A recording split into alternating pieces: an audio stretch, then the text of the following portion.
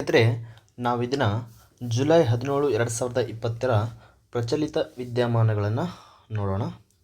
So ಮೊದಲನೇ ಪ್ರಶ್ನೆ ಬಂದುಬಿಟ್ಟು ಅಮೃತ್ ಭಾರತ್ ನಿಲ್ದಾಣಗಳ ಬಗ್ಗೆ ಸಂಬಂಧಿಸಿದಂತೆ.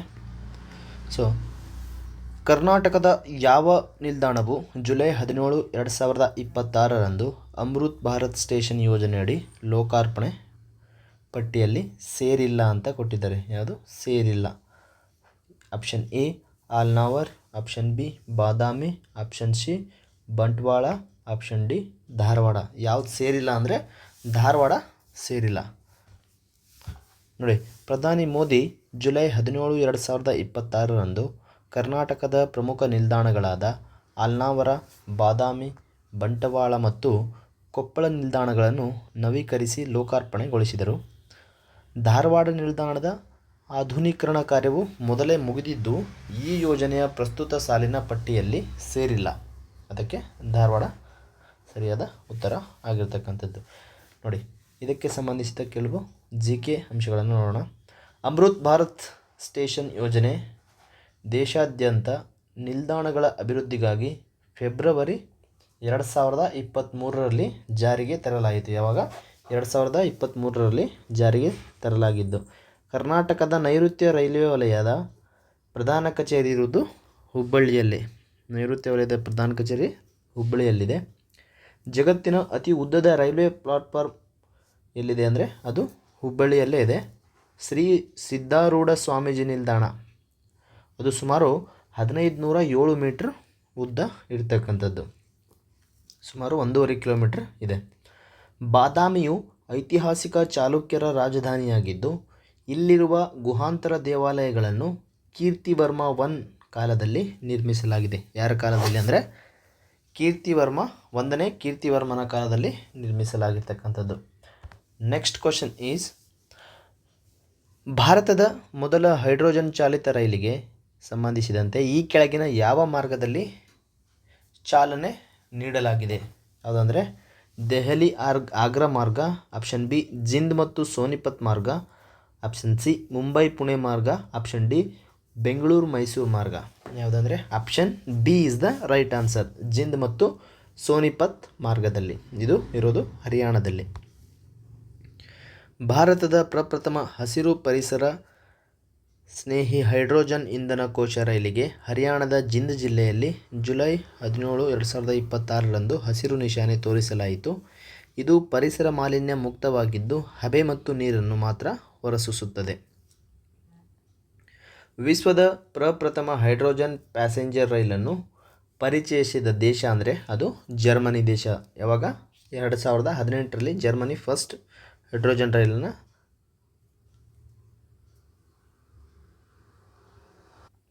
ಪರಿಚಯಿಸಿತ್ತು. ಏಷ್ಯಾ ಖಂಡದಲ್ಲಿ ಹೈಡ್ರೋಜನ್ ರೈಲನ್ನು ತಂದ ಮೊದಲ ದೇಶ ಅಂದರೆ ಅದು ಚೀನಾ. ಏಷ್ಯಾ ಖಂಡದಲ್ಲಿ ಚೀನಾ, ಜಗತ್ತಿನಲ್ಲಿ ಬಂದರೆ ಜರ್ಮನಿ. ಹೈಡ್ರೋಜನ್ ಅನಿಲವನ್ನು 1766 ವಿಜ್ಞಾನಿ ಹೆನ್ರಿ ಕ್ಯಾವೆಂಡಿಶ್, ಯಾರು? ಹೆನ್ರಿ ಕ್ಯಾವೆಂಡಿಶ್ ಕಂಡುಹಿಡಿದನು. ಯಾವುದು? ಹೈಡ್ರೋಜನ್ ಅನಿಲವನ್ನು ಕಂಡುಹಿಡಿದವರು ಹೆನ್ರಿ ಕ್ಯಾವೆಂಡಿಶ್. ಹೈಡ್ರೋಜನನ್ನು ಅದರ ಅತ್ಯುನ್ನತ ಕ್ಯಾಲೋರಿಕ್ ಮೌಲ್ಯದಿಂದ ಭವಿಷ್ಯದ ಇಂಧನ ಎಂದು ಕರೆಯಲಾಗುತ್ತದೆ. ಭವಿಷ್ಯದ ಇಂಧನ ಅಂತಲೇ ಕರೀತಿದ್ದಾರೆ ಹೈಡ್ರೋಜನನ್ನು. ಕೇಂದ್ರ ಸಚಿವ ಸಂಪುಟವು ಜುಲೈ 15, 2026 ಅನುಮೋದಿಸಿದ ಯಾವ ಯೋಜನೆಯು 1,27,500 ಕೋಟಿ ವೆಚ್ಚದೊಂದಿಗೆ ಜಾಗತಿಕ ಚಿಪ್ ಉತ್ಪಾದನಾ ಹಬ್ ನಿರ್ಮಿಸಲು ಯತ್ನಿಸುತ್ತಿದೆ? Semicon 1.0, chip India mission, Semicon 2.0, make in India electronics. ಯಾವುದು? ಸೆಮಿಕಾನ್ 2.0. ಭಾರತವನ್ನು ಸೆಮಿಕಂಡಕ್ಟರ್ಸ್ ಜಾಗತಿಕ ರಾಜಧಾನಿಯನ್ನಾಗಿ ಮಾಡಲು ಮತ್ತು ದೇಶೀಯ ಭದ್ರತೆಗಾಗಿ ಸೆಮಿಕಾನ್ 2.0 ಯೋಜನೆಗೆ ಒಪ್ಪಿಗೆ ನೀಡಲಾಗಿದೆ. ಈ ಕ್ರಾಂತಿಕಾರಿ ಉಪಕ್ರಮವು ಉನ್ನತ ತಂತ್ರಜ್ಞಾನ ಆಧಾರಿತ 60,000ಕ್ಕೂ ಹೆಚ್ಚು ಉದ್ಯೋಗ ಸೃಷ್ಟಿಸಲಿದೆ ಎಂದು ಹೇಳಲಾಗಿದೆ. ನೋಡಿ, ಇಲ್ಲಿ ಪರೀಕ್ಷೆಗೆ ಉಪಯುಕ್ತವಾದ ಕೆಲವೊಂದು ಮಾಹಿತಿ ಇದೆ. ಸೆಮಿಕಂಡಕ್ಟರ್ ತಯಾರಿಕೆಯಲ್ಲಿ ಅತ್ಯಂತ ಪ್ರಮುಖವಾಗಿ ಬಳಸಲಾಗುವ ಮೂಲ ವಸ್ತು ಯಾವುದಂದರೆ ಸಿಲಿಕಾನ್ ಮತ್ತು ಜರ್ಮೇನಿಯಂ ಲೋಹಗಳು. ಸಿಲಿಕಾನ್ ಮತ್ತು ಜರ್ಮೇನಿಯಂ. ಭಾರತದ ಮೊದಲ ಅರೆವಾಹಕ ತಯಾರಿಕಾ ಘಟಕವನ್ನು ಎಲ್ಲಿ ಸ್ಥಾಪಿಸಿದ್ದಾರೆ ಅಂದರೆ ಧೊಲೇರಾ, ಅದು ಗುಜರಾತ್ ರಾಜ್ಯದಲ್ಲಿದೆ. ಅದನ್ನು ನಿರ್ಮಿಸಿದವರು ಟಾಟಾ ಗ್ರೂಪ್ಸ್ ಒಡೆತನದವರು. ಭಾರತದ ಸಿಲಿಕಾನ್ ವ್ಯಾಲಿ ಎಂದು ನಮ್ಮ ಬೆಂಗಳೂರಿಗೆ ಕರೀತಾರೆ. ಸಿಲಿಕಾನ್ ವ್ಯಾಲಿ ಅಂತ ಬೆಂಗಳೂರಿಗೆ ಕರೆಯುವಂಥದ್ದು. ಎಲೆಕ್ಟ್ರಾನ್ ವಾಹಕತೆ ಹೆಚ್ಚಿಸಲು ಅಶುದ್ಧತೆಗಳನ್ನು ಸೇರಿಸುವುದನ್ನು ಡೋಪಿಂಗ್ ಎಂದು ಕರೆಯಲಾಗುತ್ತದೆ. ಎಲೆಕ್ಟ್ರಾನ್ನ ವಾಹಕತೆ ಕಂಡಕ್ಟೆನ್ಸನ್ನು ಹೆಚ್ಚಿಸಲು ಅದನ್ನು ಡೋಪಿಂಗ್ ಎಂದು ಕರೆಯುತ್ತಾರೆ. ನೆಕ್ಸ್ಟ್,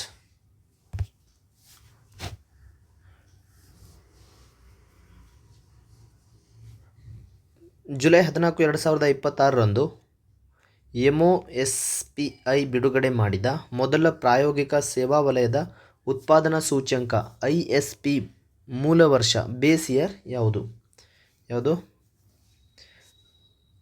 ಪ್ರಾಯೋಗಿಕ ಸೇವಾ ವಲಯದ ಉತ್ಪಾದನಾ ಸೂಚ್ಯಂಕದ ಬೇಸ್ ಇಯರ್ ಯಾವುದು ಅಂದರೆ 2024-25. ಭಾರತದಲ್ಲಿ ಇದೇ ಮೊದಲ ಬಾರಿಗೆ ಸೇವಾ ವಲಯದ ಅತ್ಯಂತ ನಿಖರವಾದ ಪ್ರಗತಿ ಮಾಪನಕ್ಕಾಗಿ ಮೂಲ ವರ್ಷ 2024-25ರೊಂದಿಗೆ ISP ಸೂಚ್ಯಂಕ ಬಿಡುಗಡೆ ಮಾಡಲಾಗಿದೆ. ಈ ಸೂಚ್ಯಂಕವು GDPಗೆ ಸಿಂಹಪಾಲು ನೀಡುವ ತೃತೀಯ ವಲಯದ ಆರ್ಥಿಕ ಚಟುವಟಿಕೆಗಳನ್ನು ಮೌಲ್ಯಮಾಪನ ಮಾಡುತ್ತದೆ. ನೋಡಿ, ಭಾರತೀಯ ಆರ್ಥಿಕತೆಗೆ ಸೇವಾ ವಲಯವು ಗರಿಷ್ಠ ಕೊಡುಗೆಯನ್ನು ಅಂದರೆ 53% ಕೊಡುಗೆಯನ್ನು ನೀಡುತ್ತಿರುವಂಥದ್ದು. ರಾಷ್ಟ್ರೀಯ ಸಾಂಖ್ಯಿಕ ಕಚೇರಿಯು ಕೇಂದ್ರ ಸಾಂಖ್ಯಿಕ ಮತ್ತು ಕಾರ್ಯಕ್ರಮ ಅನುಷ್ಠಾನ ಸಚಿವಾಲಯದ ಅಡಿಯಲ್ಲಿ ಕೆಲಸ ಮಾಡುತ್ತದೆ. ನ್ಯಾಷನಲ್ ಸ್ಟ್ಯಾಟಿಸ್ಟಿಕ್ ಯಾವ ಸಚಿವಾಲಯದಲ್ಲಿ ಕೆಲಸ ಮಾಡುತ್ತಂದರೆ ಕೇಂದ್ರ ಸಾಂಖ್ಯಿಕ ಮತ್ತು ಕಾರ್ಯಕ್ರಮ ಅನುಷ್ಠಾನ ಸಚಿವಾಲಯದ ಅಡಿಯಲ್ಲಿ ಕೆಲಸ ಮಾಡುವಂಥದ್ದು. ಭಾರತೀಯ ಕೈಗಾರಿಕೆಗಳ ಬೆಳವಣಿಗೆಯನ್ನು ಮಾಪನ ಮಾಡಲು IIP index of industrial production ಬಳಸಲಾಗುತ್ತದೆ. ಪ್ರತಿ ವರ್ಷ ಜೂನ್ 29ರಂದು ಸಾಂಖ್ಯಿಕ ಪಿತಾಮಹ ಎಂದೇ ಫೇಮಸ್ ಆದ PC ಮಹಲನೋಬಿಸ್ ಜನ್ಮದಿನವನ್ನು ರಾಷ್ಟ್ರೀಯ ಸಾಂಖ್ಯಿಕ ದಿನವನ್ನಾಗಿ ಆಚರಿಸಲಾಗುತ್ತದೆ. ಯಾವಾಗ? ಜೂನ್ 29 ಸ್ಟಾಟಿಸ್ಟಿಕ್ಸ್ ಡೇ ಅಂತ ಕರೀತಾರೆ ಇದನ್ನು. ನೆಕ್ಸ್ಟ್, ಭಾರತೀಯ ಖಾಸಗಿ ಬಾಹ್ಯಾಕಾಶ ಸಂಶೋಧನಾ ಸಂಸ್ಥೆಯಾದ ಸ್ಕೈರೂಟ್ ಏರೋಸ್ಪೇಸ್ ಜುಲೈ 2026ರಲ್ಲಿ ಉಡಾವಣೆ ಮಾಡಲಿರುವ ದೇಶದ ಮೊದಲ ಖಾಸಗಿ ಆರ್ಬಿಟಲ್ ರಾಕೆಟ್ ಯಾವುದು? Vikram S, option B Vikram 1, option C Dhruva 1, option D Kalam 100. ಯಾವುದಂದರೆ ವಿಕ್ರಮ್ 1, ಆಪ್ಷನ್ B ವಿಕ್ರಮ್ 1. ವಿಕ್ರಮ್ 1 ಉಪಗ್ರಹಗಳನ್ನು ಭೂಮಿಯ ಕಕ್ಷೆಗೆ ಕಳುಹಿಸಲು ಶಕ್ತವಾದ ಭಾರತದ ಮೊದಲ ಖಾಸಗಿ ಆಲ್ ಕಾರ್ಬನ್ ಫೈಬರ್ ಆರ್ಬಿಟಲ್ ಉಡಾವಣಾ ವಾಹನವಾಗಿದೆ. ಇದನ್ನು ಶ್ರೀಹರಿಕೋಟಾದ ಸತೀಶ್ ಧವನ್ ಬಾಹ್ಯಾಕಾಶ ಕೇಂದ್ರದಿಂದ ಉಡಾಯಿಸಲು ಸಿದ್ಧತೆ ನಡೆಸಲಾಗಿರ್ತಕ್ಕಂಥದ್ದು. ಭಾರತದ ಮೊದಲ ಖಾಸಗಿ ಸಬ್ ಆರ್ಬಿಟಲ್ ರಾಕೆಟ್ ಯಾವುದಂದರೆ ವಿಕ್ರಮ್ S ಅನ್ನು 2020ರಲ್ಲಿ ಉಡಾವಣೆ ಮಾಡಿತು. ಯಾವುದು? ಸ್ಕೈರೂಟ್ ಏರೋಸ್ಪೇಸ್ ಸಂಸ್ಥೆ. ಇದರ ಕೇಂದ್ರ ಕಚೇರಿ ಎಲ್ಲಿದೆ ಅಂದರೆ ಸ್ಕೈರೂಟ್ ಏರೋಸ್ಪೇಸ್ದು ತೆಲಂಗಾಣದ ಹೈದರಾಬಾದ್ ನಗರದಲ್ಲಿದೆ. ಭಾರತದ ಬಾಹ್ಯಾಕಾಶ ಕಾರ್ಯಕ್ರಮದ ಪಿತಾಮಹ ಎಂದು ಯಾರನ್ನು ಕರಿತೀವಿ ನಾವು? Doctor Vikram Sarabhai.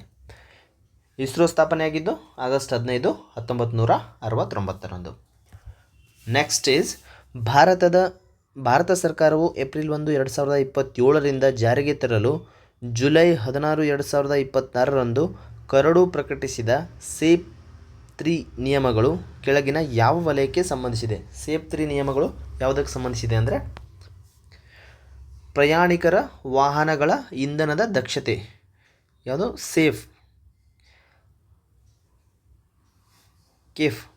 CAFE corporate average fuel efficiency. 3ನೇ ಹಂತದ ನಿಯಮಗಳು ಪ್ರತಿ ಕಾರು ಉತ್ಪಾದಕ ಸಂಸ್ಥೆಗಳು ಹೊರಸೂಸುವ ಒಟ್ಟು ಸರಾಸರಿ ಇಂಗಾಲದ ಮಿತಿಯನ್ನು ನಿರ್ಬಂಧಿಸುತ್ತದೆ.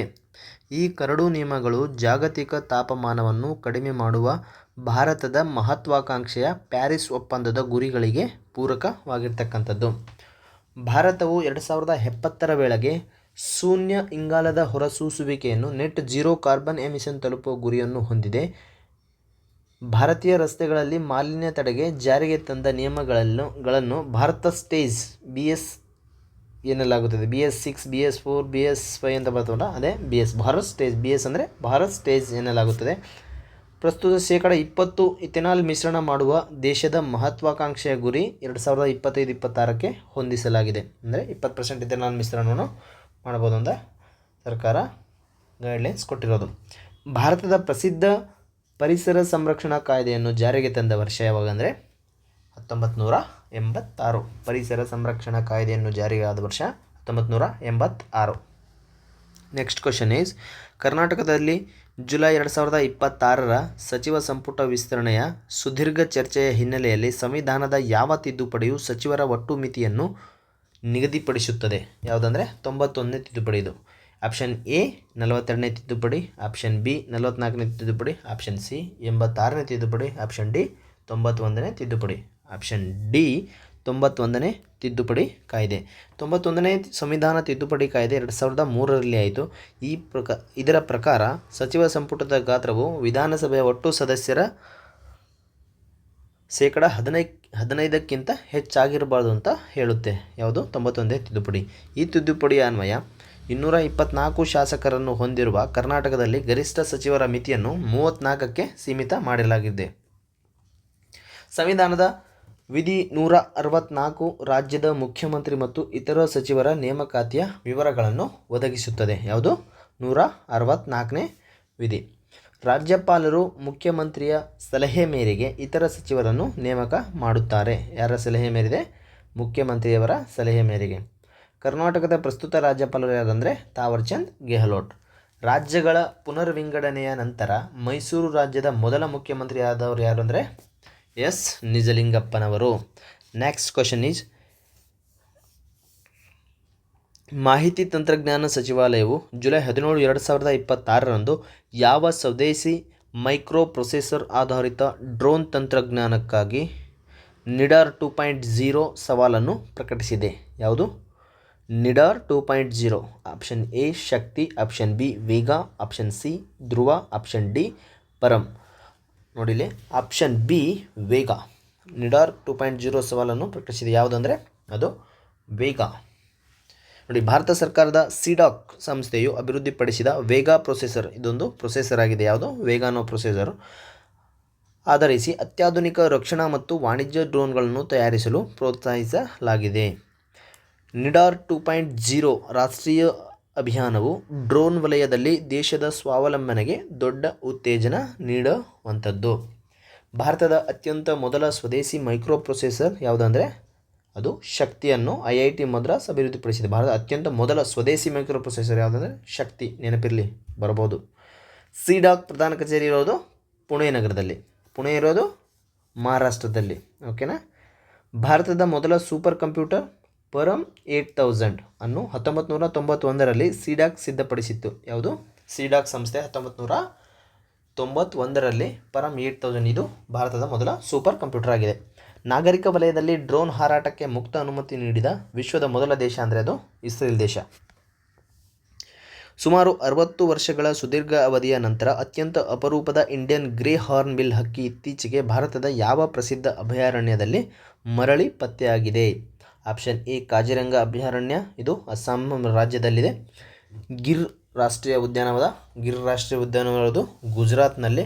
ಬಂಡೀಪುರ ಅಭಯಾರಣ್ಯ ಇರೋದು ಕರ್ನಾಟಕದಲ್ಲಿ. ಸುಂದರ್ಬನ್ ಹುಲಿ ಸಂರಕ್ಷಣಾ ಪ್ರದೇಶ ಇರೋದು ಪಶ್ಚಿಮ ಬಂಗಾಳ. ಇದರಲ್ಲಿ ಯಾವುದು ಅಂತ? ಇಂಡಿಯನ್ ಗ್ರೇ ಹಾರ್ನ್ ಬಿಲ್ ಎಲ್ಲಿ ಕಂಡು ಬಂದಿದೆ ಅಂದರೆ ಗಿರ್ ರಾಷ್ಟ್ರೀಯ ಉದ್ಯಾನವನ ಇದಿರೋದು ಗುಜರಾತ್ ರಾಜ್ಯದಲ್ಲಿ. ಗುಜರಾತ್ನ ಗಿರ್ ಅರಣ್ಯದಲ್ಲಿ 6 ದಶಕಗಳ ಕಾಲ ಕಾಣೆಯಾಗಿದ್ದ ಅತ್ಯಂತ ಉಪಯುಕ್ತ ಪರಿಸರ ಪೂರಕ ಹಕ್ಕಿ ಯಾವುದಂದರೆ ಅದು ಇಂಡಿಯನ್ ಗ್ರೇ ಹಾರ್ನ್ ಬಿಲ್ ಈಗ ಪತ್ತೆ ಆಗಿರತಕ್ಕಂಥದ್ದು. ಇದು ಅರಣ್ಯದಲ್ಲಿ ಬೀಜ ಪ್ರಸರಣ ಕ್ರಿಯೆಯನ್ನು ವೇಗಗೊಳಿಸಲು ಸಹಾಯ ಮಾಡುತ್ತದೆ. ಬೀಜ ಪ್ರಸರಣ ಕ್ರಿಯೆ ಅಂದರೆ ಅದನ್ನು ಬೀಜಗಳನ್ನು ತಿಂದುಬಿಟ್ಟು ಅಲ್ಲಿ ಹಿಕ್ಕಿ ಹಾಕುತ್ತಲ್ಲ, ಅದರಿಂದ ಸಸ್ಯಗಳು ಹುಟ್ಟುವಂಥದ್ದು. ಇದನ್ನು ಬೀಜ ಪ್ರಕರಣ ಕ್ರಿಯೆ ಅಂತ ಕರೀತಾರೆ. ನೋಡಿ, ಜಗತ್ತಿನಲ್ಲಿ ಏಷ್ಯಾಟಿಕ್ ಸಿಂಹಗಳಿಗೆ ಏಕೈಕ ನೆಲೆಯ ತಾಣವೆಂದರೆ ಅದು ಗುಜರಾತ್ನ ಗಿರ್ ರಾಷ್ಟ್ರೀಯ ಉದ್ಯಾನವನ ಅಂತಕ್ಕಂಥದ್ದು. ಭಾರತದ ಅತ್ಯಂತ ಪ್ರಸಿದ್ಧ ಹಾರ್ನ್ಬಿಲ್ ಹಬ್ಬವನ್ನು ಎಲ್ಲ ಆಚರಣೆ ಮಾಡ್ತೇವೆ ಅಂದರೆ ಗೊತ್ತಿದೆ, ನಾಗಾಲ್ಯಾಂಡ್ನಲ್ಲಿ. ಇಲ್ಲಿ ನಾಗಾಲ್ಯಾಂಡ್. ಭಾರತದ ಕೇರಳ ಮತ್ತು ಅರುಣಾಚಲ ಪ್ರದೇಶಗಳ ಅಧಿಕೃತ ರಾಜ್ಯ ಪಕ್ಷಿಯಾಗಿ ಯಾವುದನ್ನು ನಾವು ಕರಿತೀವಿ? ಹಾರ್ನ್ಬಿಲ್. ಕೇರಳ ಮತ್ತು ಅರುಣಾಚಲ ಪ್ರದೇಶದ ಅಧಿಕೃತ ರಾಜ್ಯ ಪಕ್ಷಿ ಯಾವುದಂದರೆ ಹಾರ್ನ್ಬಿಲ್ ಪಕ್ಷಿ. ಭಾರತದ ಅತ್ಯಂತ ಹಳೆಯ ರಾಷ್ಟ್ರೀಯ ಉದ್ಯಾನವನ ಉತ್ತರಾಖಂಡದ ಜಿಮ್ ಕಾರ್ಬೆಟ್ ರಾಷ್ಟ್ರೀಯ ಉದ್ಯಾನವನ. ಯಾವುದು ಅತ್ಯಂತ ಹಳೆಯ ರಾಷ್ಟ್ರೀಯ ಉದ್ಯಾನವನ ಯಾವುದಂದರೆ ಉತ್ತರಾಖಂಡದ ಜಿಮ್ ಕಾರ್ಬೆಟ್ ರಾಷ್ಟ್ರೀಯ ಉದ್ಯಾನವನ. ಸ್ಥಾಪನೆಯಾಗಿದ್ದು 1936ರಲ್ಲಿ. ನಮ್ಮ ದೇಶದ್ದೇ ಹಳೆಯ. ನೆಕ್ಸ್ಟ್ ಕ್ವಶನ್ ಈಸ್ ಜುಲೈ 17, 2026ರಂದು ಭದ್ರತಾ ಬಿಕ್ಕಟ್ಟು ಹೆಚ್ಚಾದ ಕಾರಣ ಭಾರತ ಸರ್ಕಾರವು ತನ್ನ ನಾವಿಕರು ಯಾವ ಪ್ರಮುಖ ಜಲಸಂಧಿಯ ಮೂಲಕ ಸಂಚರಿಸದಂತೆ ಕಟ್ಟೆಚ್ಚರ ವಹಿಸಿದೆ. ಯಾವುದು ಹಾರ್ಮೋನ್ ಜಲಸಂಧಿ. ಪಶ್ಚಿಮ ಏಷ್ಯಾದಲ್ಲಿ ಉದ್ವಿಗ್ನ ವಾತಾವರಣ ಉಂಟಾಗಿರುವುದರಿಂದ ಕಡಲ ಆಡಳಿತ ಮಹಾನಿರ್ದೇಶನಾಲಯವು ಭಾರತೀಯ ಹಡಗುಗಳ ಸುರಕ್ಷತೆಗಾಗಿ ಹಾರ್ಮೋನ್ ಜಲಸಂಧಿ ಸಂಚಾರವನ್ನು ನಿರ್ಬಂಧಿಸಿದೆ. ಭಾರತಕ್ಕೆ ಬರುವ ಕಚ್ಚಾ ತೈಲ ಮತ್ತು ಅನಿಲದ ಬಹುಪಾಲು ಈ ಜಲಸಂಧಿಯ ಮಾರ್ಗವಾಗಿಯೇ ಸಾಗುವುದರಿಂದ ಈ ಕಡಲ ಮಾರ್ಗ ಅತಿ ಮುಖ್ಯವಾಗಿರ್ತಕ್ಕಂಥದ್ದು. ಆದರೆ ಇಲ್ಲಿ ಈಗ ನಿರ್ಬಂಧ ಹೇರಲಾಗಿದೆ. ಹಾರ್ಮುಜ್ ಜಲಸಂಧಿಯು ಪರ್ಸಿಯನ್ ಗಲ್ಫ್ ಮತ್ತು ಒಮನ್ ಗಲ್ಫ್ ಅನ್ನು ಸಂಪರ್ಕಿಸುವ ಅತ್ಯಂತ ಕಿರಿದಾದ ಕಡಲ ಜಲಸಂಧಿಯಾಗಿದೆ.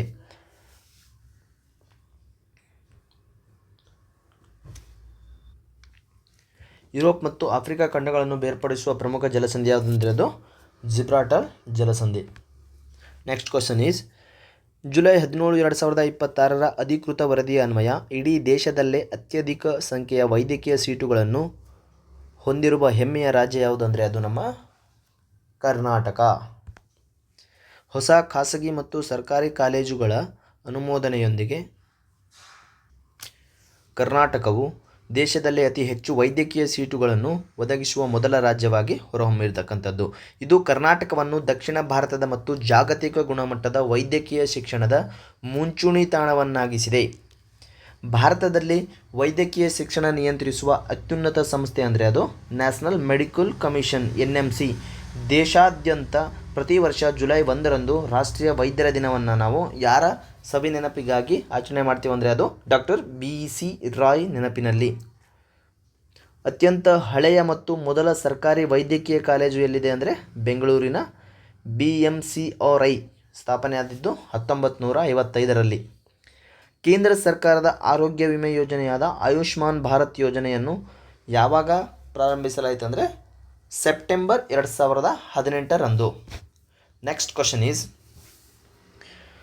ಜುಲೈ 13ರಿಂದ 17, 2026ರಂದು ನಬಾರ್ಡ್ ಸಂಸ್ಥೆಯು ತನ್ನ 45ನೇ ಸಂಸ್ಥಾಪನಾ ದಿನದ ಅಂಗವಾಗಿ 45ನೇ ಸಂಸ್ಥಾಪನಾ ದಿನದ ಅಂಗವಾಗಿ ಗ್ರಾಮೀಣ ಉದ್ಯೋಗ ಉತ್ತೇಜಿಸಲು ಜಾರಿಗೆ ತಂದ ಹೊಸ ಕಾರ್ಯಕ್ರಮ ಯಾವುದಂದರೆ ಅದು ಗ್ರಾಮೋದ್ಯಮ್. ಯಾವುದು option B is the right answer, Gramodyam. NABARD bank ತನ್ನ 45ನೇ ಜನ್ಮದಿನದ ಸವಿ ನೆನಪಿನಲ್ಲಿ ಗ್ರಾಮೀಣ ಯುವಕರಲ್ಲಿ ಉದ್ಯಮ ಕೌಶಲ್ಯ ಮೂಡಿಸಲು ಗ್ರಾಮೋದ್ಯಮ್ ಉಪಕ್ರಮಕ್ಕೆ ಚಾಲನೆ ನೀಡಿದೆ. ಇದು ಸಣ್ಣ ಮತ್ತು ಮಧ್ಯಮ ಗ್ರಾಮೀಣ ಉದ್ಯಮಗಳಿಗೆ ಸೂಕ್ತ ಸಾಲದ ಸೌಲಭ್ಯ ಒದಗಿಸಲು ನೇರವಾಗಿ ಸಹಾಯ ಮಾಡಲಿದೆ ಅಂತಕ್ಕಂಥದ್ದು. ನಬಾರ್ಡ್ ಬ್ಯಾಂಕನ್ನು ಕೃಷಿ ವಿಕಾಸಕ್ಕಾಗಿ ಯಾರು ಶಿವರಾಮನ್ ಸಮಿತಿಯ ಶಿಫಾರಸಿನ ಮೇರೆಗೆ ಜುಲೈ 12, 1982ರಂದು ಸ್ಥಾಪಿಸಲಾಯಿತು. ಯಾವ ಸಮಿತಿಯ ಶಿಫಾರಸಿನ ಮೇರೆಗೆ? ಶಿವರಾಮನ್ ಸಮಿತಿಯ ಶಿಫಾರಸಿನ ಮೇರೆಗೆ. ನಬಾರ್ಡ್ನ ಪ್ರಸ್ತುತ ಚೇರ್ಮನ್ ಯಾರಂದರೆ ಡಾಕ್ಟರ್ ಶಾಜಿ